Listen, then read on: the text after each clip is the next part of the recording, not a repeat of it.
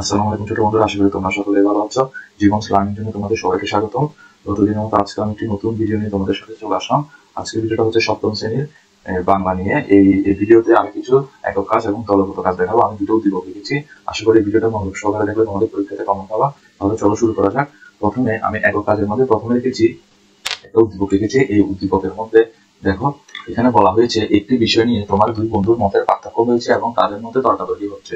কিছুক্ষণ ধরে এই অবস্থা চলায় তুমি এগিয়ে গেলে। বিষয়টি ছিল শহরের পরিবহন ব্যবস্থা কেমন হওয়া উচিত এবং রাহুলের মতে শহরে আরো বেশি পাবলিক বাস সার্ভিস থাকা উচিত। সে মনে করে এর ফলে সবার জন্য যাতায়াত সহজ হবে এবং পরিবেশ দূষণও কমবে।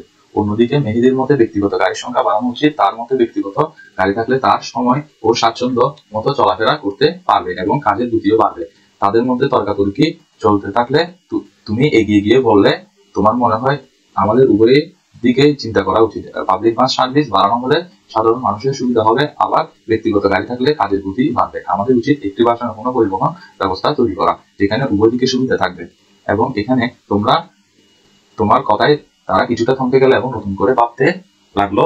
তাদের মুখে হাসি ফুটলো এবং তারা তোমার কথায় সম্মতি জানালো। এখন এরকম একটা উদ্দীপক দিয়ে তোমাদের কিছু একক কাজ এবং দলগত কাজ দেওয়া হবে। এখানে দেখো, প্রথম প্রশ্নে কাজ একে একক কাজে বলা হয়েছে এখানে তুমি যোগাযোগে কি ভূমিকা পালন করেছো। আর কাজ দুয়ে বলা হয়েছে তুমি যদি এটা সমাধান করতে না পারতে তাহলে কাদের সাহায্য নিতে। এবং তার দ্বিতীয় নম্বরে বলা হয়েছে এদের ক্রিয়া ও সর্বনাম গুলো আলাদা করো। তাহলে তোমাকে পরীক্ষাতে মধ্যে এরকম একটা বক্স দেওয়া থাকবে। এই বক্সের মধ্যে তোমার থেকে ক্রিয়া এবং সর্বনাম পদগুলো তোমার আলাদা করতে হবে। এখন আমি আসি। এখন আমি কিছু তোমাদের জন্য উদ্দীপকের যে প্রশ্নটা ছিল এটা কিছু উত্তর রেডি করে রেখেছি। দেখো, প্রথমটা হচ্ছে এখানে তুমি যোগাযোগে কি ভূমিকা পালন করেছো। এখানে যোগাযোগের মধ্যে তুমি বিভিন্ন ধরনের ভূমিকা পালন করেছো। উভয় পক্ষের কথা মনোযোগ দিয়ে শুনেছি, তাদের পার্থক্যগুলো বুঝে নেওয়ার চেষ্টা করেছি, পক্ষপাতহীনভাবে পরিস্থিতি বিশ্লেষণ করেছি, তাদের মধ্যে একটি শান্তিপূর্ণ আলোচনা পরিবেশ তৈরি করেছি। এবং এখানে দ্বিতীয় যেটা প্রশ্ন ছিল ওটার মধ্যে বলা হয়েছিল তুমি যদি এটা সমাধান করতে না পারতে তাহলে তুমি তাদের সাহায্য নিতে। এখানে আমি এক নম্বরে বলেছি একজন নিরপেক্ষ মধ্যস্থতাকারী, একজন বিশেষজ্ঞ এবং সরকারি কর্তৃপক্ষ এবং পারিবারিক পরামর্শদাতা এবং মীমাংসাকারী। এদের মাধ্যমে আমরা সমস্যাটা সমাধান করতে পারবো। এখন আসি পরের প্রশ্নে।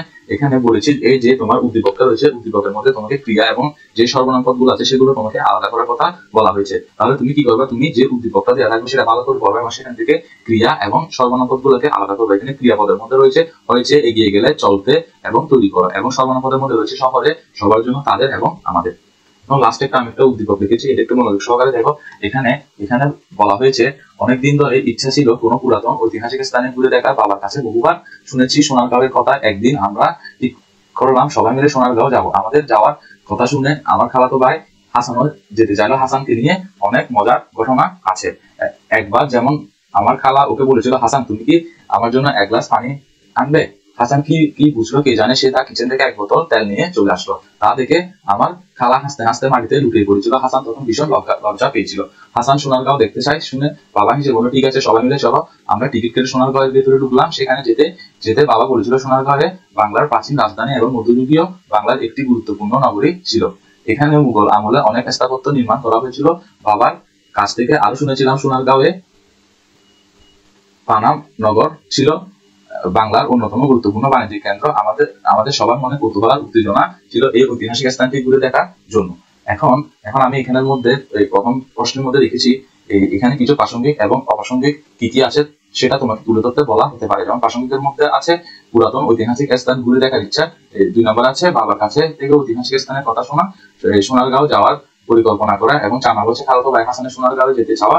5 নম্বর আছে সোনারগাঁওয়ের ঐতিহাসিক এবং স্থাপত্যিক বিবরণ এবং 5 নম্বর আছে 6 নম্বর আছে পানাম নগরের বাণিজ্যিক গুরুত্ব। এবং কিছু এখানে অপ্রাসঙ্গিক কথা আছে। অপ্রাসঙ্গিক কথার মধ্যে এখানে হাসানের মজার ঘটনা হলো এক গ্লাস পানি আনার বদলে সে এক বোতল তেল নিয়ে আসলো। এবং প্রাসঙ্গিক অংশগুলো ঐতিহাসিক স্থানের সাথে সম্পর্কিত এবং দর্শন পরিকল্পনার সাথে সংযুক্ত।